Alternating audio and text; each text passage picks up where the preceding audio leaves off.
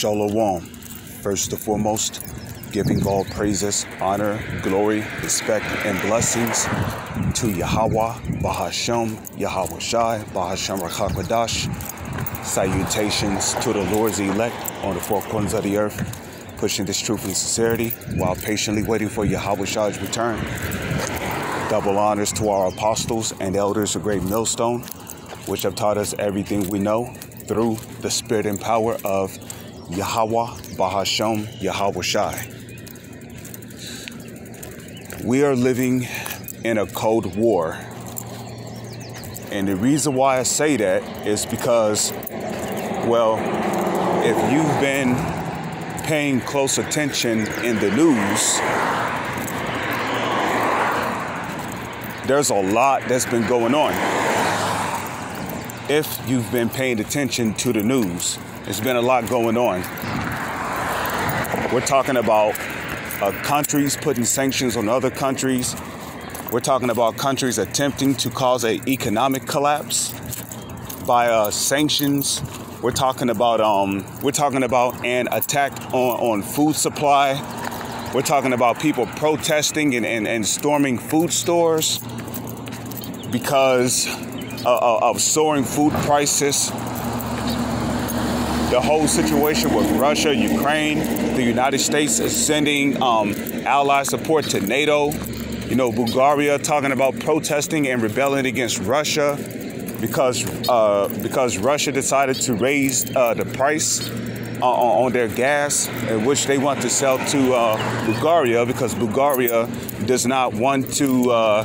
They don't want to buy gas in ruble.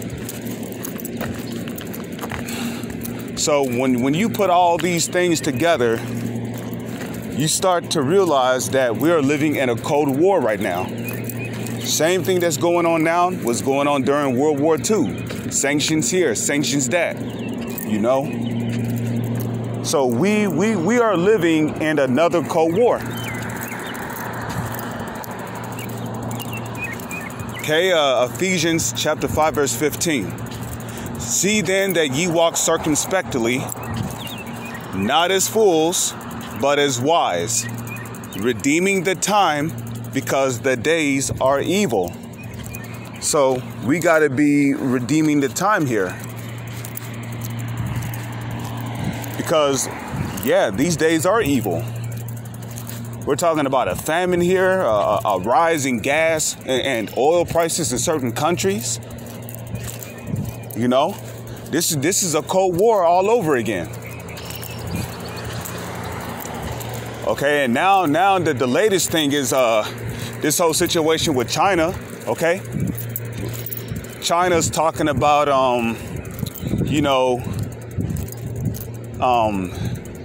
what was it? They was gonna launch an assault on Taiwan, but then the United States has sent a warship over there to pretty much interfere. So that pretty much put China's attack on Japan to a halt, a temporary stop. And nonetheless, we still got North Korea test firing intercontinental ballistic missiles. You know, so the Lord is gearing these nations up for war. And a matter of fact, you get that in Joel, the 3rd chapter.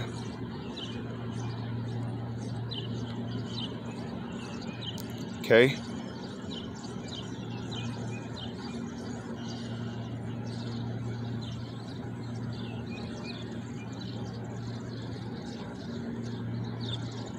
Okay, Joel chapter 3, verse 9. It says, proclaim ye this among the Gentiles. Now the Gentiles in Joel 3, verse 9 is talking about anybody who is not an Israelite. So if your father's lineage on your father's side does not go back to a so-called Negro, Latino, or a Native Indian, then you're not an Israelite, because the Israelites are the so-called Negro, Latino, and Native Indians.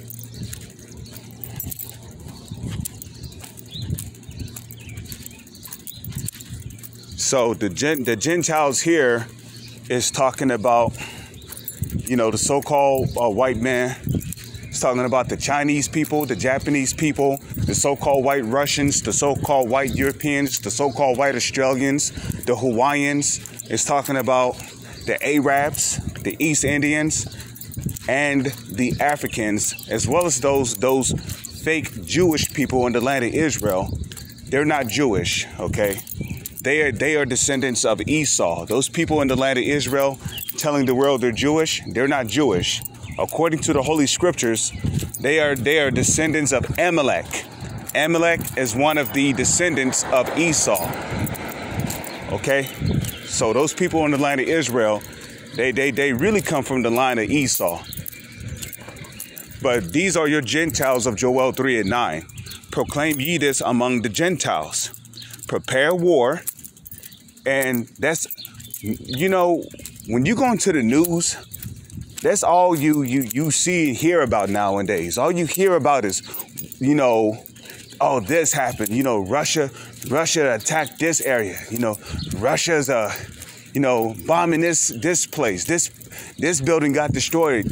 Several Russian troops died. Several Ukrainian troops were killed. You know, civilians got caught up in the crossfire of Russia's bombings. And, you know, we're hearing about wars and rumors of wars. Okay. Oh, you know what? Yeah. Let me get that. Because Yahushua even said there was going to be wars and rumors of wars. Matthew chapter 24, verse 6. And then I'll head back to Joel. Okay. It says, and ye shall hear of wars and rumors of wars. Okay. Right. Especially the whole thing with China and Japan recently. I think Japan was the one who said that Taiwan was going to become the new Ukraine. Okay. And you had what? Japanese soldiers, you know, who were basically ready to stand their ground and fight off any kind of invading troops from China. Okay. North Korea keeps test firing intercontinental ballistic missiles, of which Japan is claiming is landing in their oceans, threatening the security of their land. And nonetheless, we still got the United States sending billions of dollars of military aid to Ukraine.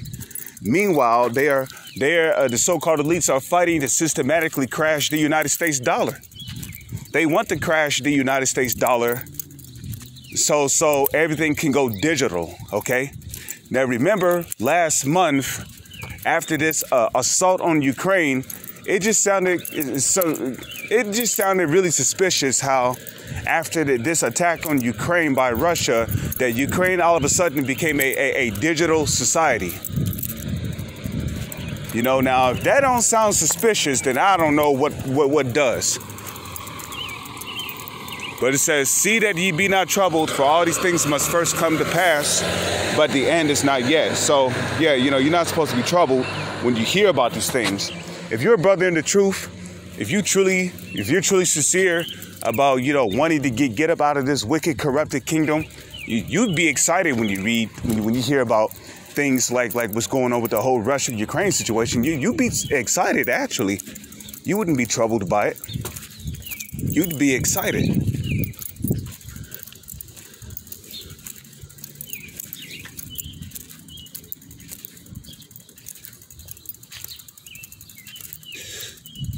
All right, so just give me a moment here.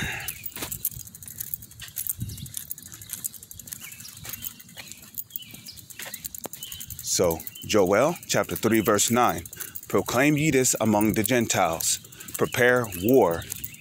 And that's what these countries are doing. They're preparing for war. Wake up the mighty men. Okay.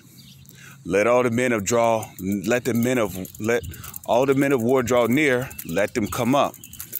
Beat your plowshares into swords and your pruning hooks into spears.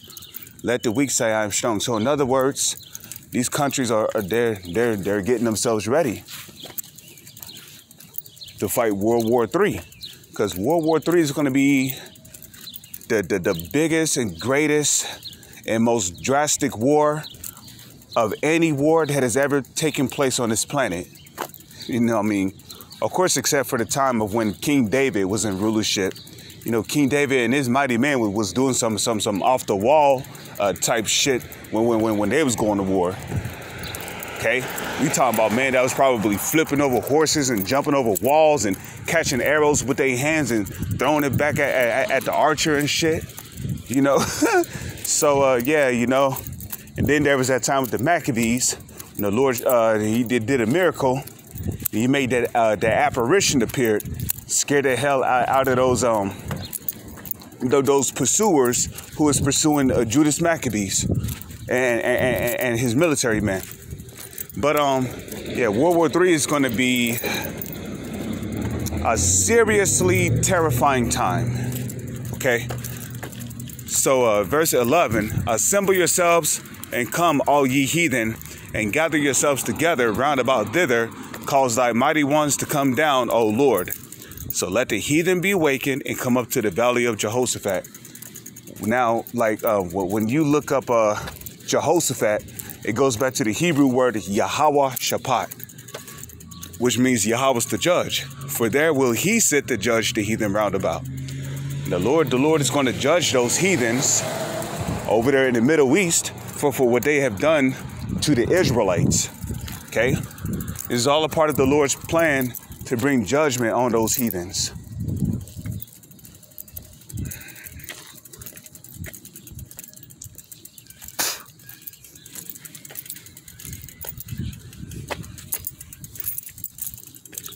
Okay, it says, put ye in the sickle, for the harvest is ripe.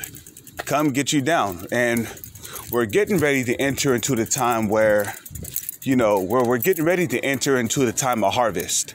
You know, which the harvest is what? The gathering. It says, come get you down, for the press is full, the fats overflow, for their wickedness is great. Multitudes in the valley of decision, for the day of the Lord is near in the valley of decision.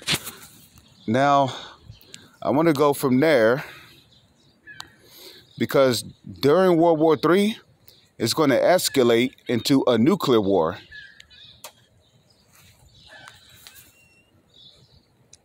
No, wait a minute.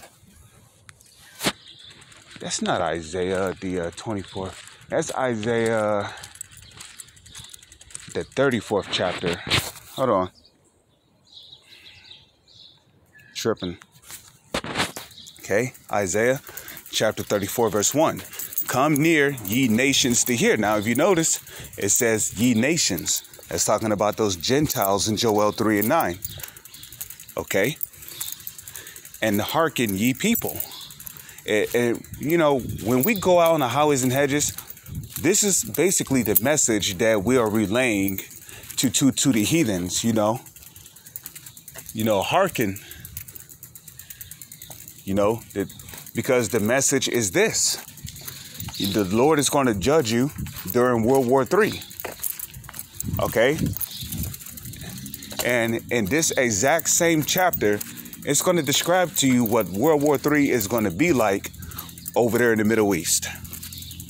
It says, and hearken ye people, let the earth hear and all that is therein, the world and all things that come forth of it. For the indignation of the Lord is upon all nations, and his fury upon all their armies. He have utterly destroyed them. He have delivered them to the slaughter.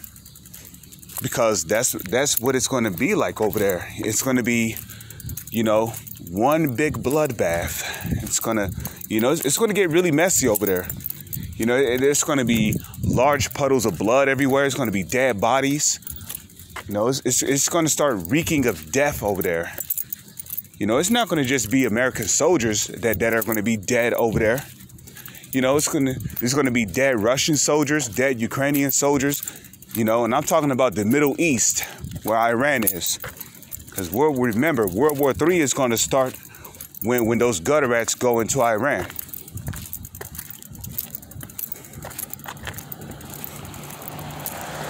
Okay? And then they bring the United States into their confrontation with them.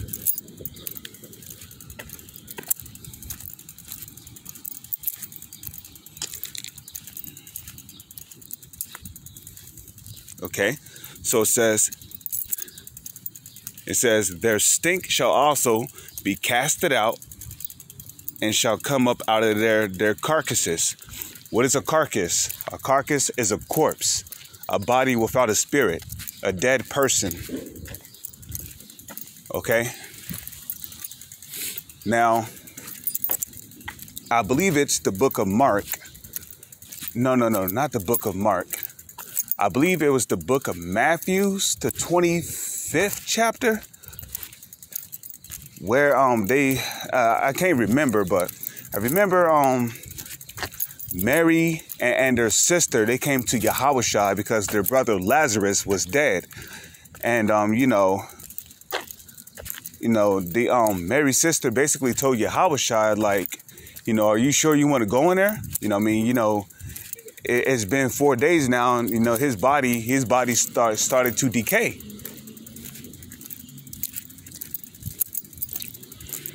So when a spirit leaves a person's body, that body slowly starts to decompose. The flesh starts to rot from the inside out. And that's why, the corpse starts to stink. And after 4 days, oh man, it gets really bad.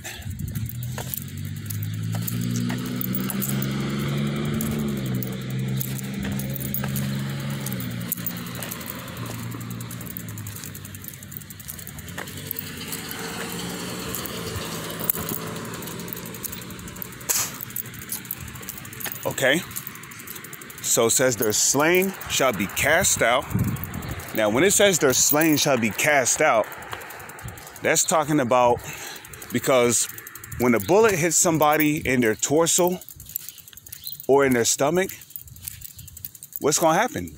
You're going to see guts. You're going to see guts coming out of a person's body. You're going to see intestines coming out of a person's body. Just all kind of, flesh coming out of that person's body. So their slain shall be cast out. We're talking about guts, intestines, probably stomach acid. Their slain shall be cast out, and their stink shall come up out of their carcasses. And the mountains shall be melted with their blood, because it's there's going to be so much killing being done over there that literally, like, blood is going to be coming up it's going to be coming up, above ankles. It's going to be large pools of blood, large puddles of blood everywhere. There's going to be limbs laying around. So it's going to get very, very bad over there. It says, and all the hosts of heaven shall be dissolved, and the heavens shall be rolled together as a scroll.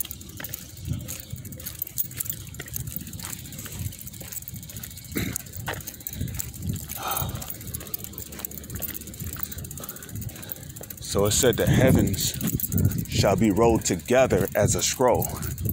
What Isaiah is describing here is what? The nuclear destruction. That's what he's describing. He's describing the nuclear destruction. Okay? Now, furthermore, when you look at the explosion of a nuclear bomb, what do you see? First, you see a white flash. Then you hear a loud boom, loud enough to bust your eardrums. And then you see the mushroom cloud. Okay? So that's what Isaiah meant when he said the heavens shall be rolled together as a scroll. He was describing what a mushroom cloud from a nuclear explosion looks like. Okay? Now, nuclear bombs did not exist during Isaiah's time. So, why would he call it a bomb in the Holy Scriptures or a nuclear explosion? There was no such thing as bombs during the time of Isaiah. So he described the mushroom cloud of a nuclear explosion to the best of his ability. You see?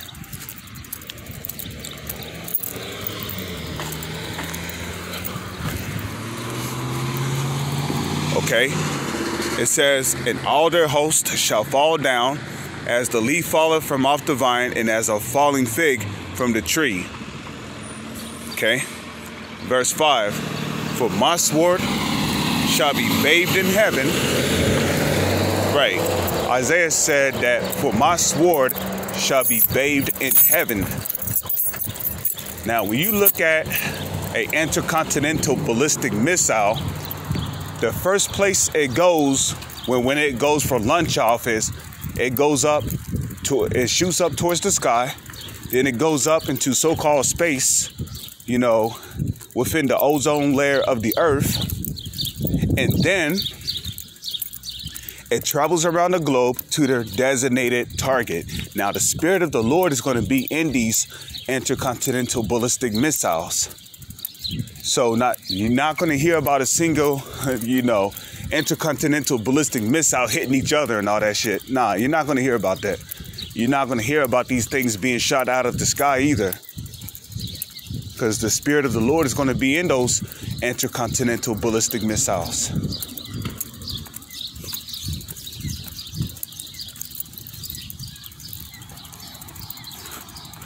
Okay?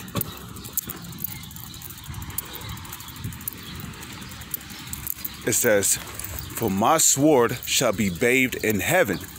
Behold, it shall come down upon Idumea. Now, Idumea is the Greek way of saying Edom. Okay? So the sword of the Lord is going to come down upon Edom. Okay? And who are the Edomites today? So-called white people, starting with the so-called elites, trickling down to the rest of their nation of people. They are the biblical Edomites. For my sword shall be bathed in heaven. Behold, it shall come down upon Idumea.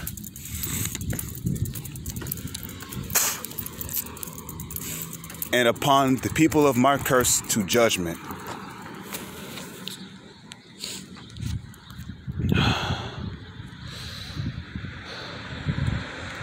Okay, Revelation chapter 11, verse 14. The second woe is past, and behold, the third woe cometh quickly. The third woe is talking about World War III. Okay? So, yeah, the third woe cometh quickly. World War III. Which is ultimately going to start when the so-called Israelis go into Iran, and then they cause America to get involved in their confrontation against Iran.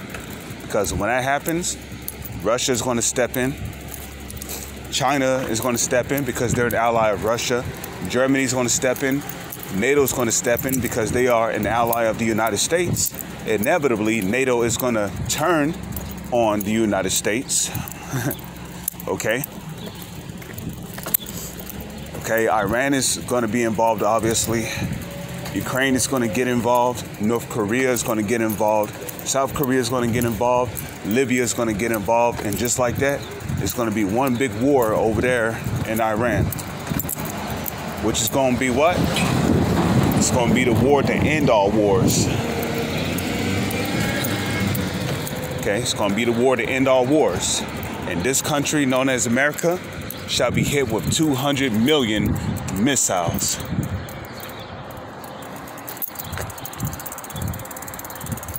So with that, I'm going to say shalom. Is on to the next one.